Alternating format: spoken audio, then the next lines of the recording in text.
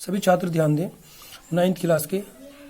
मेरा नाम राहुल कुमार। मैं आपको साइंस में देखो 3 पार्ट होते हैं। एक तो होती है सबसे पहले केमिस्ट्री के चैप्टर, रसायन विज्ञान, दूसरे बायो या फिजिक्स के हो सकते हैं, और तीसरा होते हैं बायो के।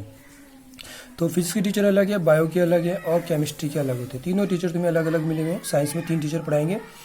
तो मैं आपको जो पढ़ाऊंगा मैं शुरू के 3 चैप्टर पढ़ाऊंगा। जैसे कि आपके पास फर्स्ट चैप्टर है हमारे पास 9th क्लास में, साइंस की बुक, विज्ञान की बुक में जो फर्स्ट चैप्टर है वो है हमारे पास हमारे आसपास के पदार्थ, इसको बोलते हैं matter in our surrounding. Unit first यानी चैप्टर फर्स्ट है हमारे आसपास के पदार्थ, मैटर इन आवर सराउंडिंग।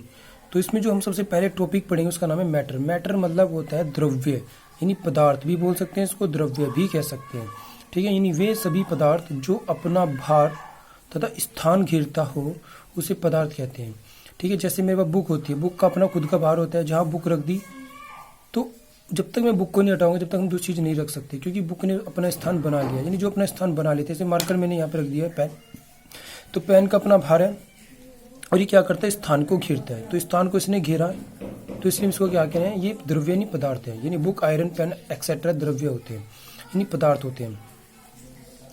ठीक है, तो अगर हम पदार्थ का वर्गीकरण देखिए, द्रव्य का वर्गीकरण, द्रव अलग होता है, द्रव्य अलग है। तो द्रव्य होता है ठोस, जैसे कि गैस, लिक्विड, सब आते हैं इसके अंदर। तो वर्गीकरण के आधार पर इसका वर्गीकरण 3 प्रकार का निम्न प्रकार का होता है। जैसे अगर मैं सबसे पहले मैंने डायग्राम बनाया है इसके पूरे वर्गीकरण का, तो पूरे वर्गीकरण का जो डायग्राम है वो आपके पास है।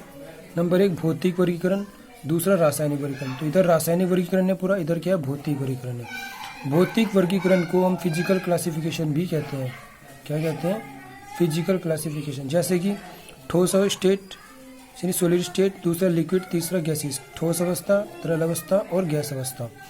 अगर हम केमिकल क्लासिफिकेशन देखें 2 प्रकार का होता है, एक शुद्ध पदार्थ, एक मिश्रण यानी प्योर सब्सटेंस, एक होता है मिक्सचर, PURE, प्योर सब्सटेंस। ठीक है, अगर हम प्योर सब्सटेंस को देखें डीपली तो इसमें 2 प्रकार का होता है, एक एलिमेंट होता है, एक होता है कंपाउंड। एलिमेंट मतलब तत्व होता है, कंपाउंड मतलब यौगिक होता है।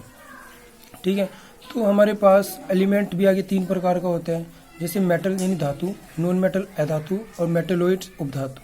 क्या होता है, उपधातु। अगर इसी शुद्ध पदार्थ का दूसरा देखिए कंपाउंड यानी यौगिक, ये 2 प्रकार का होता है, अकार्बनिक यौगिक, एक होता है कार्बनिक, इनऑर्गेनिक कंपाउंड, एक दूसरा होता है ऑर्गेनिक। लेकिन रासायनिक वर्गीकरण में एक पहला शुद्ध पदार्थ था, अब दूसरा क्या है हमारे पास, मिश्रण है। मिश्रण 2 प्रकार का होता है, पहला होता है होमोजीनस मिक्सचर, दूसरा होता है हेट्रोजीनस मिक्सचर, समांगी मिश्रण और विषमांगी मिश्रण। ये पूरा ये क्या है, ये द्रव्य का वर्गीकरण है। यानी हम इतने पार्ट में इसको पढ़ना है, इसके प्रकार से। ये क्या है, इसके प्रकार। अब हमने पढ़ा था मैटर का वर्गीकरण 2 प्रकार का होता है, पहला भौतिक, दूसरा रासायनिक। तो हम पहले भौतिक को डीपली पढ़ेंगे। भौतिक वर्गीकरण यानी मैटर का क्लासिफिकेशन वर्गीकरण के आधार पर निम्न प्रकार का होता है। जैसे कि नंबर A, इसके अंदर पहला पार्ट है ठोस अवस्था, सॉलिड स्टेट। जैसे कि आपके पास ठोस अवस्था यानी वे सभी पदार्थ जिनका अपना आयतन, आकृति निश्चित होती है उसे ठोस कहते हैं। जिनका अपना आकार भी और आकृति, ठीक है, यानी उसके साथ आयतन यानी भार भी सब निश्चित होते हैं, उसे हम ठोस कहते हैं। जैसे कि पेन है, इसका आकार भी निश्चित है, आकृति यानी कि उसका भार भी निश्चित है, तो ऐसे को क्या बोलते हैं हम, ठोस। जैसे वुड यानी लकड़ी, गोल्ड मतलब सोना, बुक वगैरह सब इसी के अंदर आती है। नंबर 2 हमारे पास B यानी हमारे पास लिक्विड यानी द्रव अवस्था।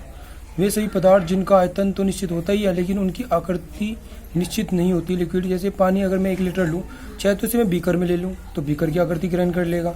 अगर मैं उसको कटोरी में ले तो कटोरी की आकृति ग्रहण कर लेगा। अगर मैं गिलास में लूँ, गिलास की आकृति ग्रहण, यानी जिसकी आकृति तो अनिश्चित हो लेकिन उसका आयतन यानी भार निश्चित हो। जैसे वाटर या ऑयल्स, पानी या तेल एक्सेट्रा के एग्जाम्पल्स हैं। अगर मैं गैसीय स्टेट की बात करूँ, गैस अवस्था यानी जिनमें दोनों ही अनिश्चित होते हैं, मतलब उसका भार भी, उसका आकार भी और उसका आयतन, वो सभी चीज़ अनिश्चित होती है। जैसे hydrogen gas, carbon dioxide gas, यानी जिस भी चीज़ में हम इसको लेते हैं उसका ही आकार, उसका ही आयतन, उसका ही भार ये क्या कर लेते हैं, ग्रहण कर लेते हैं। अर्थात ये दोनों चीज़ क्या अनिश्चित होती है। ये क्या है, पदार्थ का भौतिक वर्गीकरण है। पदार्थ भौतिक वर्गीकरण के आधार पर 3 प्रकार का होता है, ठोस, द्रव और गैस। तो यहाँ तक आज आपको करना है। किसी को कोई प्रॉब्लम हो तो मेरे नंबर में मैसेज या फ़ोन भी कर सकता है। और सभी को अच्छी तरीके से नोटबुक में अच्छे से नोट करना है, लेकिन पढ़ के और समझ के।